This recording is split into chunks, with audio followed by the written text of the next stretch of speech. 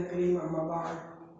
فاعوذ باللہ من الشیطان الرجیم بسم اللہ الرحمن الرحیم۔ عزیز طلباء طالبات السلام علیکم، میں ذیشان کمال اردو کے لیکچر کے ساتھ حاضر ہوں۔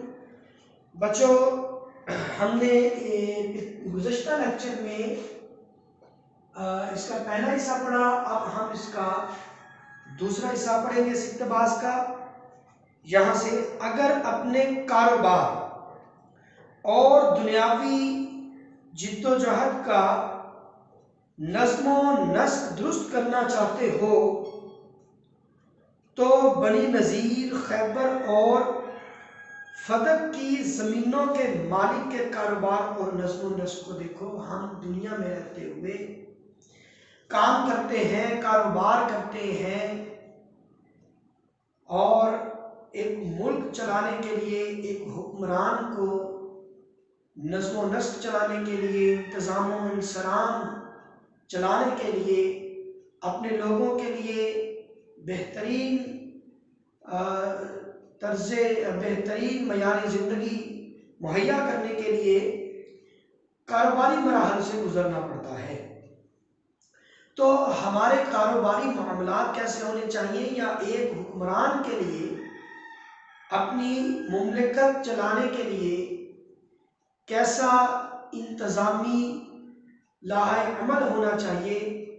یہ رسول اللہ صلی اللہ علیہ وسلم نے اپنے اسوہ حسنہ کے ذریعے ہمیں سکھایا۔ تو مصنف کہتا ہے کہ اگر تم کاروبار کرتے ہو یا کوئی دنیاوی کوشش کرتے ہو، کسی سلطنت کا، کسی ریاست کا، کسی ملک کا انتظام و انصرام چلاتے ہو، تو تمہارا طرز عمل رسول اللہ صلی اللہ علیہ وسلم کے اسوہ حسنہ کے مطابق ہونا چاہیے، کیونکہ اتباع رسول اور آپ صلی اللہ علیہ وسلم کی تقلید ہی کامیابی اور کامرانی کا ذریعہ ہے۔ تو آپ صلی اللہ علیہ وسلم نے کاروبار بھی کیا اور ایک سلطنت کا نظم و نسق اور انتظام و انصرام چلاتے ہوئے اپنی عملی مثال بھی پیش کی۔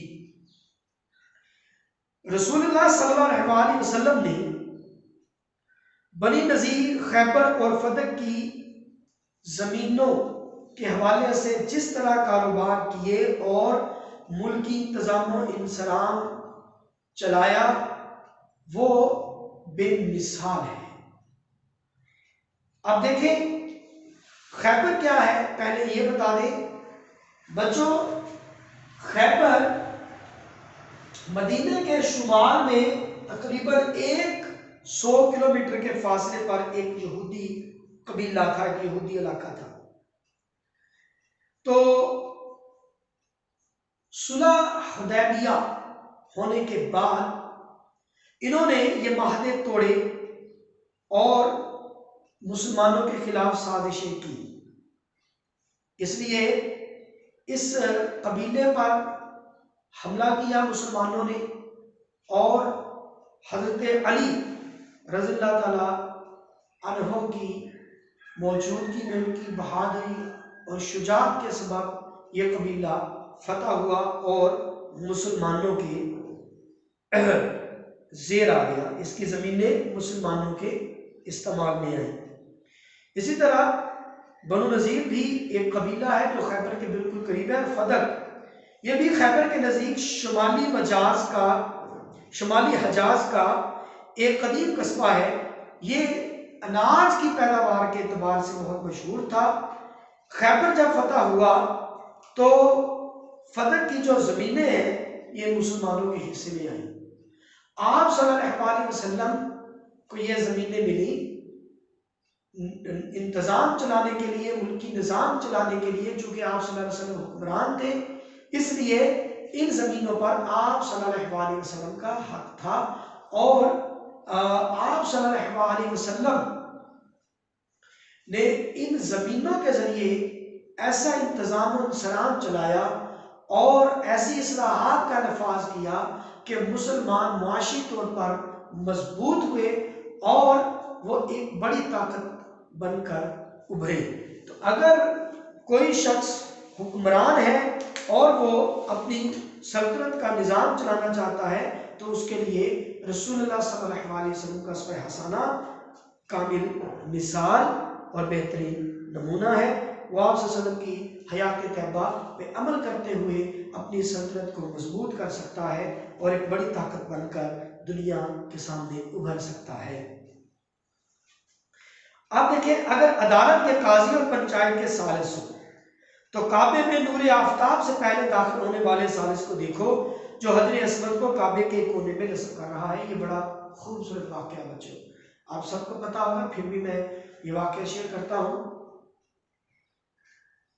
آپ صلی اللہ علیہ وسلم کے اعلان نبوت سے یہ پہلے کا واقعہ ہے۔ حجر اسود یہ ہر دور میں متبرک پتھر رہا، ہر قوم کے لیے متبرک پتھر رہا ہے، اور اسے کعبہ میں نصب کرنے کا معاملہ پیش آیا تو فیصلہ یہ ہوا کہ جو شخص کل سب سے پہلے کعبہ میں داخل ہوگا، حرم میں داخل ہوگا، وہی ثالث اور منصف ہوگا، وہی فیصلہ کرے گا۔ جب اگلے دن سب لوگ آئے تو سب سے پہلے رسول اللہ صلی اللہ علیہ وسلم وہاں موجود تھے، تو آپ صلی اللہ علیہ وسلم منصف اور ثالث تھے۔ آپ صلی اللہ علیہ وسلم نے نہایت خوبصورت فیصلہ کیا، اور ایسا فیصلہ جس سے مختلف قبائل کے درمیان خون ریزی رک گئی، ایک جنگ جو ممکن تھی، جو خارج از امکان نہیں تھی، ممکن تھا کہ لوگوں کی مختلف قبیلوں کی تلواریں ایک دوسرے پر اٹھتی، لیکن آپ صلی اللہ علیہ وسلم کے فیصلے نے اس جنگ سے تمام قبائل کو بچا لیا۔ آپ صلی اللہ علیہ وسلم نے چادر بچھائی اور اس میں حجر اسود رکھ دیا، اور تمام قبائل سے کہا کہ وہ چادر اٹھائیں۔ سب نے چادر اٹھائی، آپ صلی اللہ علیہ وسلم نے وہ حجر اسود اٹھایا اور کعبہ کی دیوار میں نصب کر دیا۔ یوں اس فیصلے سے سب لوگ اش اش کر اٹھے، کیونکہ اس فیصلے نے لوگوں کو خون ریزی سے بچا لیا۔ تو اگر کوئی شخص منصف ہے، اسے کسی پنچایت کا ثالث بنایا گیا ہے، تو رسول اللہ صلی اللہ علیہ وسلم کی حیات مبارکہ اس کے لیے بہترین مثال ہے، اسے کیسے فیصلہ کرنا چاہیے۔ اور بچوں، حجر اسود کیا ہے؟ یہ خانہ کعبہ کی جنوب مشرق کی دیوار میں لگا ہوا ایک متبرک پتھر ہے، جس کے بارے میں کہا گیا کہ یہ جنت سے آیا ہوا پتھر ہے۔ حجر کا معنی پتھر اور اسود کا معنی سیاہ، یعنی سیاہ پتھر۔ تو بچوں، مدینہ کی کچی مسجد کے صحن میں بیٹھنے والے منصف کو دیکھو، جس کی نظر انصاف میں شاہ و گدا میر غریبہ پر تھی۔ آپ صلی اللہ علیہ وسلم فیصلے سنایا کرتے تھے، مدینہ منورہ میں مسجد نبوی میں بیٹھے آپ صلی اللہ علیہ وسلم لوگوں میں فیصلے کیا کرتے تھے ان کے معاملات پر، اور ایسا انصاف بھرا فیصلہ ہوتا کہ کسی شخص کو اعتراض نہ ہوتا آپ صلی اللہ علیہ وسلم کے فیصلے پر۔ اللہ تبارک و تعالیٰ نے انبیاء کی جو صفات رکھی ہیں ان میں بڑی صفت یہ ہے کہ وہ منصف ہوتے ہیں، اور آپ صلی اللہ علیہ وسلم تو امام الانبیاء ہے، اس لیے آپ سے بڑا منصف اس کائنات میں کوئی نہیں ہو سکتا۔ حتیٰ کہ ایک بار فاطمہ نام کی ایک عورت نے چوری کی، اور اس کی سفارش لے کر کچھ لوگ آئے تو آپ صلی اللہ علیہ وسلم نے فرمایا کہ خدا کی قسم اگر میری بیٹی فاطمہ بھی چوری کرتی تو میں اس کو بھی یہی سزا دیتا۔ یہ ہے انصاف کرنے والے کا انصاف، جس کی نظر میں امیر غریب شاہ و گدا سب برابر ہے۔ جو فیصلہ سناتے ہیں تو عزیز و اقارب نہیں دیکھتے، جو اقربا پرستی سے کام نہیں لیتے، جو امیر اور غریب میں تفاوت اور فرق نہیں کرتے، بلکہ ان کا فیصلہ حق پر، سچائی پر اور انصاف پر مبنی ہوتا۔ تو اگر کوئی شخص منصف ہے تو اسے رسول اللہ صلی اللہ علیہ وسلم کے اسوہ حسنہ پر عمل کرنا ہوگا، اور فیصلہ سناتے ہوئے یہ ذہن میں رکھنا ہوگا کہ ایک منصف کی آواز خدا کی آواز ہوتی ہے۔ مسند انصاف پر متمکن ہونے والے کی نظر صرف اللہ تبارک و تعالیٰ پر ہوتی ہے، وہ اللہ تبارک و تعالیٰ کے حضور جواب دہ ہوتا ہے، اور قیامت کے روز اس سے انصاف کے متعلق سوال کیا جائے گا۔ اس لیے اللہ تبارک و تعالیٰ نے فرمایا کہ جب تم فیصلہ کرو تو انصاف سے کام لیا کرو، کیونکہ یہ تقویٰ کے زیادہ قریب ہے۔ اور اللہ تبارک و تعالیٰ نے قرآن مجید میں انصاف کرتے ہوئے اقربا پرستی سے کام لینے سے منع فرمایا ہے۔ تو یہ فیصلہ سنانے والے کے لیے رسول اللہ صلی اللہ علیہ وسلم کی حیات مبارکہ ایک کامل مثال ہے، بہترین نمونہ ہے۔ آگے دیکھتے ہیں،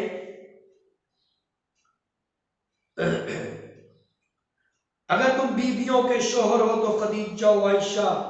رضی اللہ تعالیٰ عنہا کے شوہر کی حیات پاک کا مطالعہ کرو۔ ایک شخص کئی رشتوں میں تقسیم ہوتا ہے، وہ کسی کا باپ ہوتا ہے، کسی کا بیٹا ہوتا ہے، کسی کا شوہر ہوتا ہے۔ ایک مرد جو بیویوں کا شوہر ہے، اس کا طرز عمل کیسا ہونا چاہیے، اپنی بیوی کے ساتھ اس کا سلوک کیسا ہونا چاہیے؟ رسول اللہ صلی اللہ علیہ وسلم نے فرمایا کہ تم میں سے بہتر وہ ہے جو اپنے گھر والوں کے لیے بہتر ہے۔ یہ بات صرف رسول اللہ صلی اللہ علیہ وسلم نے اپنی زبان اقدس سے نہیں فرمائی، بلکہ خود اس پر عمل کر کے بھی دکھا دیا۔ حضرت خدیجہ رضی اللہ تعالیٰ عنہا سے آپ صلی اللہ علیہ وسلم کی محبت،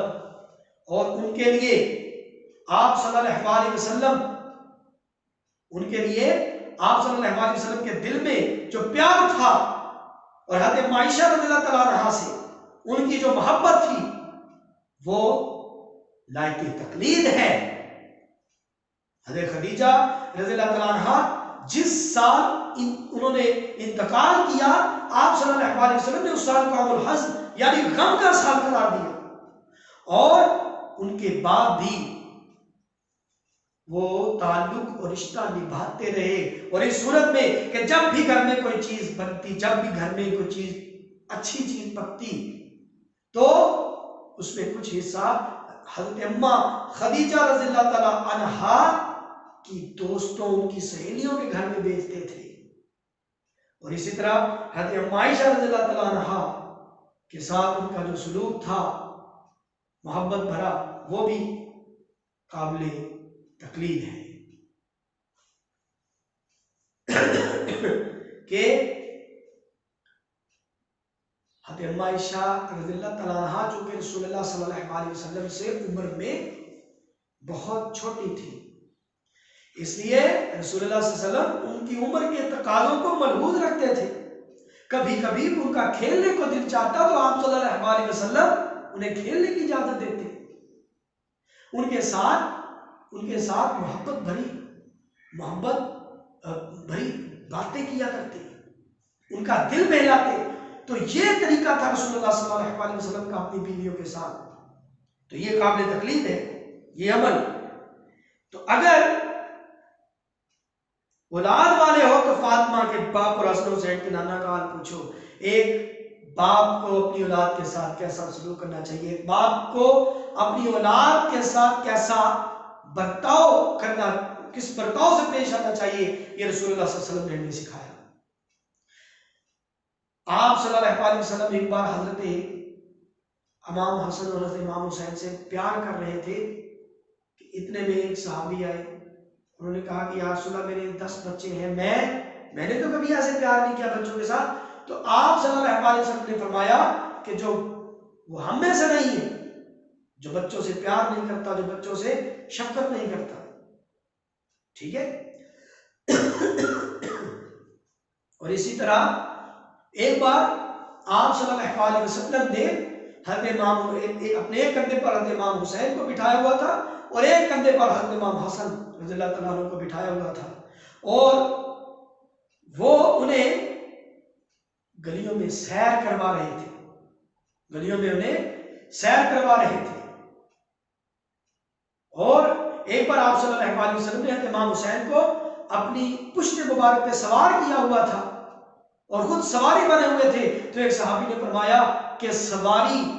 कितनी खूबसूरत है, तो रसूलुल्लाह सल्लल्लाहु अलैहि वसल्लम ने फरमाया कि सवार भी तो खूबसूरत है। तो ये मोहब्बत थी। हत्ता कि जब हजरत फातिमा रज़ियल्लाहु तआला अन्हा रसूलुल्लाह सल्लल्लाहु अलैहि वसल्लम की खिदमत में हाजिर होती तो आप सल्लल्लाहु अलैहि वसल्लम खड़े हो जाया करते थे। ये अपनी बेटी से मोहब्बत है। और आप सल्लल्लाहु अलैहि वसल्लम ने जो बेटियों को मोहब्बत दी वो अपनी मिसाल आप है, हमारे लिए वो कामिल मिसाल है कि एक बाप को अपनी बेटियों के साथ किस तरह पेश आना चाहिए। रसूलुल्लाह सल्लल्लाहु अलैहि वसल्लम ने फरमाया कि जिसने 2 बेटियों की कफालत की और हत्ता कि उनका निकाह कर दिया तो कयामत के रोज वो मेरे इतना करीब होगा जिस तरह ये 2 उंगलियां। तो एक सहाबी खड़े हुए फरमाया कि यार सुनो, जिसकी एक बेटी हो, तो आप सल्लल्लाहु अलैहि वसल्लम ने फरमाया जिसने एक बेटी की कफालत की और उसका निकाह कर दिया वो भी क़यामत के रोज मेरे साथ इस तरह करीब होगा। तो ये आप सल्लल्लाहु अलैहि वसल्लम की मोहब्बत है औलाद के साथ और हमारे लिए मिसाल। गरज तुम जो कोई भी हो और किसी हाल में भी हो, तुम्हारी जिंदगी के लिए नमूना, तुम्हारी सीरत की दुरुस्ती और इस्लाह के लिए सामान, तुम्हारे जुल्मत खाना के लिए हिदायत का चिराग और रहनुमाई का नूर मोहम्मद सल्लल्लाहु अलैहि वसल्लम की जामियत कुबरा के खजाने में हर वक्त और हमदम मिल सकता है। यानी अगर अब आखिर में मुसन्निफ लुबे लुबाब पेश करता है कि तुम जो कोई भी हो, किसी पेशे से ताल्लुक रखते हो, किसी तबके इंसानी से, किसी ग्रोह इंसानी से तुम्हारा ताल्लुक है, अगर अपने आमाल को बेहतर करना चाहते हो, अगर अखलाक फाज़िला पर मुतमक्किन होना चाहते हो, अगर अपनी इस्लाह चाहते हो, अपनी रूहानी और कल्बी इस्लाह चाहते हो, अगर दुनिया आखिरत बेहतर बनाना चाहते हो, तो तुम्हें रसूलुल्लाह सल्लल्लाहु अलैहि वसल्लम के उसवे हसना पर अमल करना होगा। क्योंकि तुम्हारी सीरत में नफासत, तुम्हारी जिंदगी में कामयाबी, तुम्हारी रूहानी इस्लाह, तुम्हारी फलाह का सामान अगर है तो रसूलुल्लाह सल्लल्लाहु अलैहि वसल्लम के उसवे हसना में है। आप सल्लल्लाहु अलैहि वसल्लम के दम से ही जहान इम्कान में रोशनी है, इस गुलिस्तान में ताजगी है। और दिल, जो अब मुसन्निफ ने दिल को जुल्मत खाना कहा, अंधेर नगरी कहा, क्योंकि काफिर है वो बदबख्त जो इस दिल को कहे दिल, जिस दिल में ना हो उल्फते सुल्तान मदीना। और क्या फर्क दागो गुल में कि जिस गुल में बू ना हो, किस काम का वो दिल है कि जिस दिल में तू ना हो। तो ये दिल अंधेर नगरी है, लेकिन जब इस दिल में रसूलुल्लाह सल्लल्लाहु अलैहि वसल्लम की इत्तबा का जज्बा और आप सल्लल्लाहु अलैहि वसल्लम की मोहब्बत का चिराग रोशन हो जाता है तो ये दिल आईना खाना बन जाता है, ये दिल आईना खाना बन जाता है। तो इसलिए अगर इस जुल्मत कदे में रोशनी चाहते हो तो रसूलुल्लाह सल्लल्लाहु अलैहि वसल्लम की इत्तिबा का जज्बा और आप सल्लल्लाहु अलैहि वसल्लम की मोहब्बत का चिराग रोशन करना होगा। क्योंकि ये खजाना सिर्फ रसूलुल्लाह सल्लल्लाहु अलैहि वसल्लम के उसवे हसना से मिल सकता है। और हर ग्रोह इंसानी के लिए, हर दौर के इंसान के लिए ये खजाना मौजूद है। इसलिए तबका इंसानी के हर तालिब इल्म, यानी हर तालिब इल्म का तलब करने वाला, हर वो शख्स जो अपने मुतल्लिक, अपनी कायनात के मुतल्लिक, अपनी जिंदगी के मुतल्लिक, अपने तर्ज हयात के मुतल्लिक जानना चाहता है, अगर वो अपनी इस्लाह और बेहतरी का रास्ता देखना चाहता है, अगर वो मंजिल मकसूद का तालिब है, तो उसे रसूलुल्लाह सल्लल्लाहु अलैहि वसल्लम की इत्तिबा करनी होगी। और नूर ईमानी की आग तलाशी, यानी हर वो शख्स जो ईमान की रोशनी से अपना दिल मुनव्वर करना चाहता है, वो सरकशी और गुमराही से बचना चाहता है और राह रास्त यानी सिराते मुस्तकीम को मुंतखब करना चाहता है, तो रसूलुल्लाह सल्लल्लाहु अलैहि वसल्लम के उसवे हसना पर उसे عمل کرنا ہوگا، کیونکہ آپ صلی اللہ علیہ وسلم کا اسوہ حسنہ ہی ہمارے لیے کامل مثال اور بہترین نمونہ ہماری زندگی اور آخرت کی کامیابی کا ضامن ہے۔ اس لیے اللہ تبارک و تعالیٰ نے فرمایا لقد کان لکم فی رسول اللہ اسوہ حسنہ، اور رسول اللہ صلی اللہ علیہ وسلم نے فرمایا کہ اللہ تبارک و تعالیٰ قرآن مجید میں فرمایا کہہ دیجئے اے نبی اگر تمہیں خدا کی محبت کا دعویٰ ہے تو آؤ میری اتباع کرو، اللہ بھی تم سے محبت کرے گا۔ ٹھیک ہے بچوں، تو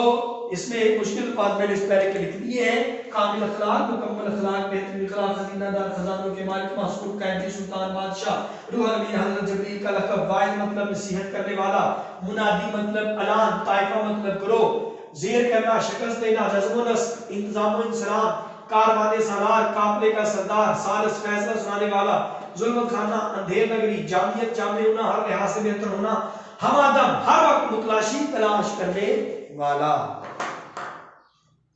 ٹھیک ہے بچوں، باقی ایک واقعہ جو میرا خیال ہے مجھ سے رہ گیا کہ مسلم نے جگہ فرمایا کہ بصرہ کے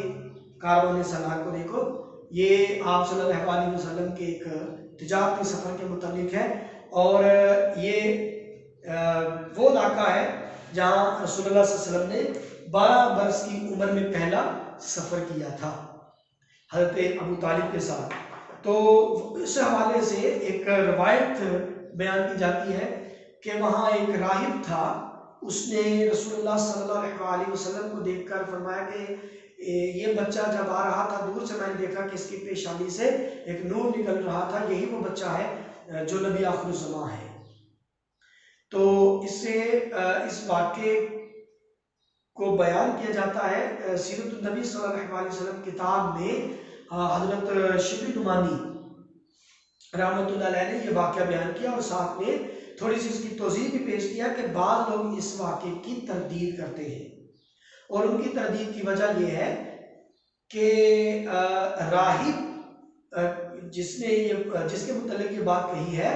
کہ اس نے پہلے بتا دیا تھا کہ آپ صلی اللہ علیہ وسلم نبی آخر الزمان ہیں، وہ ایک عیسائی تھا، اور یہ واقعہ عیسائیوں نے مشہور کیا ہے کیونکہ وہ یہ ثابت کرنا چاہتے ہیں کہ رسول اللہ صلی اللہ علیہ وسلم نے دنیا کا جو اس قدر خوبصورت نظام چلایا، ان کے نظم و نسق اور انتظام و انسلام کی تمام تر جو خوبیاں تھیں دراصل انہوں نے وہ اسی راہب سے سیکھی، اسی راہب سے حاصل کی تھی۔ تو یہ ایک من گھڑت بات ہے جو یہودی اور عیسائیوں نے پھیلائی ہے، یہ بیان کی جاتی ہے کچھ لوگوں کی طرف سے، یہ بات یہ وہ تردید کرتے ہیں اس قصے کی، اور بعض لوگ اس قصے کو مانتے ہیں۔ ٹھیک ہے بچوں، تو میں نے دونوں آراء آپ کے سامنے رکھ دی ہیں۔ تو یہ ہمارا آج کا لیکچر تھا۔ اس لیکچر میں جو 2 حصوں میں تقسیم میں نے کیا، اس میں بچوں تشریح کے اعتبار سے یہ بہت اہم نہیں ہے، لیکن اس کی جو توضیحات ہیں انہیں آپ ضرور یاد کیجیے گا، اور اس میں معروضی کا ایک آدھ حصہ آ سکتا ہے، کوئی ایک آدھ اس میں سوال معروضی کے حوالے سے آ سکتا ہے، اسے یاد کر لیجیے گا۔ اگلے درس کے ساتھ حاضر ہوگا، جب تک کے لیے اجازت چاہتا ہوں۔ اللہ حافظ، خدا حافظ۔